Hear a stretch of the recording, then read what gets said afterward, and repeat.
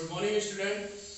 लो फिर आगे एक और नया चैप्टर लेके बेटा, सर्च एंड इंडिसेस। बेटा तो सारे चैप्टरों का मैं फिलहाल जो वीडियो बना रहा हूँ आपको सिर्फ फॉर्मूले, उनकी बेसिक स्ट्रक्चर क्या है उसमें, अच्छा किस बेस पर वो डटे हुए हैं, अगर ये चीजें आपको पता चलती तो क्वेश्चन कोई नहीं बचेगा। अभी मैं क्वेश्चन बेटा नहीं करा रहा हूँ, क्वेश्चन क्या लाइव कराऊंगा, ऐसा पता ही नहीं चलेगा आपके कमेंट्स आए मैं कहां से टिप के कॉपी करके बेटा आपको पढ़ा रहा हूँ, इसलिए लाइव क्वेश्चन कराया करूंगा। कुछ टफ क्वेश्चन होगा मैं उसको पहले से करके आपको यहाँ करके रखा करूंगा जिससे आपकी कुछ प्रॉब्लम सॉल्व हो जाएगी, ठीक है ना। अभी क्वेश्चन नहीं करा रहा हूँ, मोस्ट इंपोर्टेंट डाटा दे रहा हूँ बेटा, ये आपको कहीं नहीं मिलेगा, गारंटी दे रहा हूँ मैंने। लगभग बेटा मुझे खुद नहीं याद बेटा, लगभग 15-20 मैथ की किताब तो मैंने बेसिक वालियों को इकट्ठा करके डाटा निकाला हूँ, प्लस 15-20 से ज्यादा बेटा स्टैंडर्ड बुक्स पढ़ी हैं तब जाके।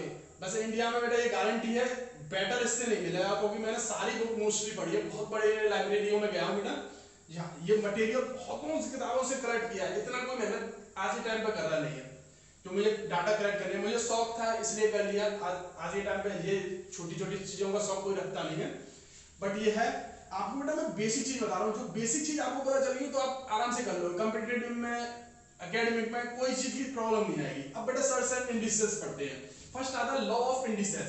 लेट कर रहे हैं बेटा एम एन ए और बी सारे इंटीजर्स हैं, जैसे ए की पावर एन इंटू ए की पावर एन है, अगर बेस सेम होते हैं तो पावर बेटा सम हो जाती है, ए की पावर एम प्लस एन हो गई, क्लियर।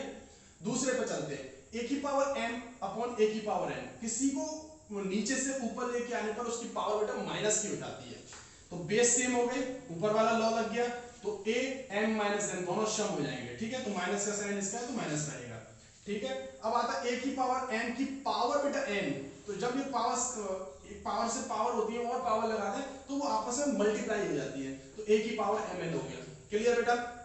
फोर्थ वन पे आते हैं बेटा, ए अपॉन बी की पावर एम, ए की पावर एम अलग हो जाएगा, बी की पावर एम अलग हो जाएगा, बी की पावर एम को ऊपर भी ले जा सकते हैं, अपने पास ऑप्शन है। जैसे दो कोई डिजिट बेटा, अगर दो कोई इंटीजर्स आपके मल्टीप्लाई में है और उस पर कोई पावर लिखी हुई है तो उनको इंडिविजुअल बेटा अलग अलग पावर भी दे सकते हैं, ये एक इंडिसेस 5 होती है।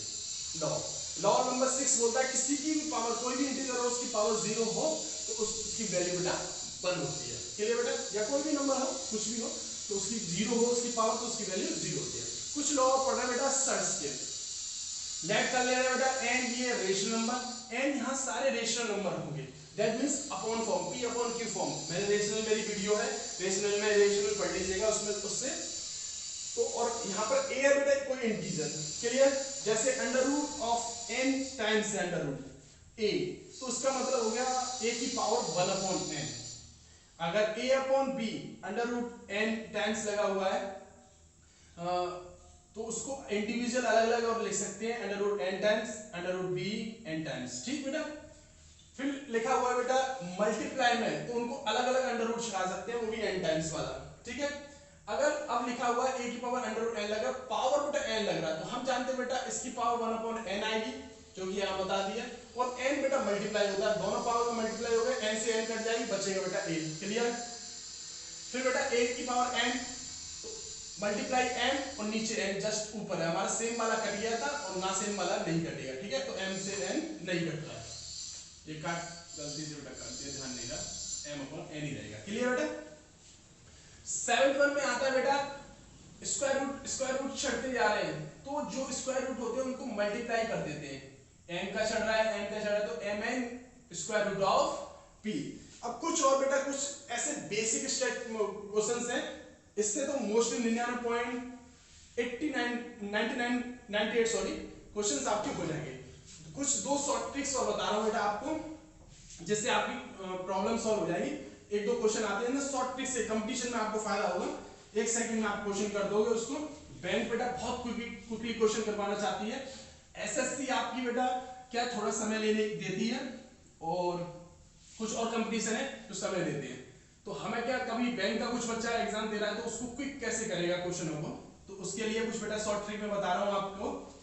ये है आपके एक इस फॉर्म में लिखा हो, फॉर एग्जांपल कोई क्वेश्चन है आपके under root P under root P under root P under root P ऐसे चलता जा रहा है बेटा, अभी हमें क्लियर नहीं है कहां तक चल रहा है, n टाइम्स तक चल रहा है मान लीजिए।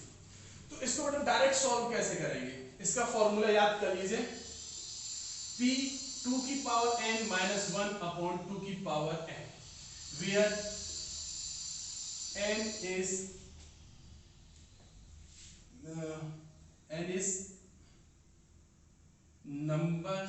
numbers of p, मतलब कितने टाइम्स बेटा p यूज किया गया है, वो आपका n नंबर हो गया। इससे बड़े आराम से निकाल दोगे। कुछ क्वेश्चन बेटा आपको इसी टाइम में मिलेंगे, जैसे इनफाइनाइट टाइम्स चल रही होगी कोई सीरीज, p प्लस p, आपको बेटा ऐसे करके कुछ मिल जाए सीरीज जो प्लस वाली चल रही हो, तो याद रखिए इसका फैक्टर करेंगे, और जो फैक्टर करेंगे प्लस चल रहा है इसलिए बड़े वाला फैक्टर इसका आंसर होगा। जैसे √6 plus √6 plus √6 plus dot dot dot, तो इसका 6 के बेटा फैक्टर करेंगे, 6 के फैक्टर हो गए 2 × 3, तो इसका आंसर हो गया बड़ा वाला, क्योंकि प्लस लग रहा है। अगर माइनस लग रहा होता यहीं पर ही तो इसका आंसर होता बेटा 2। क्लियर? मान लीजिए अगर माइनस लग रहा है तो इसका फैक्टर का आंसर होता है ये, और प्लस लग रहा है तो बड़ा वाला, माइनस लग रहा है तो छोटा वाला। ऐसा क्वेश्चन आपको 101% बेटा कंपटीशन में मिलना है, ये वाले, ये कंपटीशन के क्वेश्चन है, आपके एकेडमिक में बहुत कम आते हैं, ठीक है, रेयर केस में मिलेंगे, पर कंपटीशन में आपको मोस्टली बेटा यही क्वेश्चन मिलेंगे। तो सर्च और इंडिसेस बेटा आपके बिल्कुल क्लियर हो गए होंगे, सारे फॉर्मूला को बेसिक तरीके से एक बार समझिएगा, कोई भी क्वेश्चन नहीं बचेगा। एकेडमिक का तो पुराने वाले क्वेश्चन से ही 99.9% हो जाएंगे बेटा, और ये बचे हुए बेटा ये आपके कंपटीशन में हेल्प करेंगे। थैंक यू बेटा, अच्छा लगे तो वीडियो लाइक कमेंट शेयर जरूर कर दीजिएगा बेटा, ठीक, थैंक यू बेटा।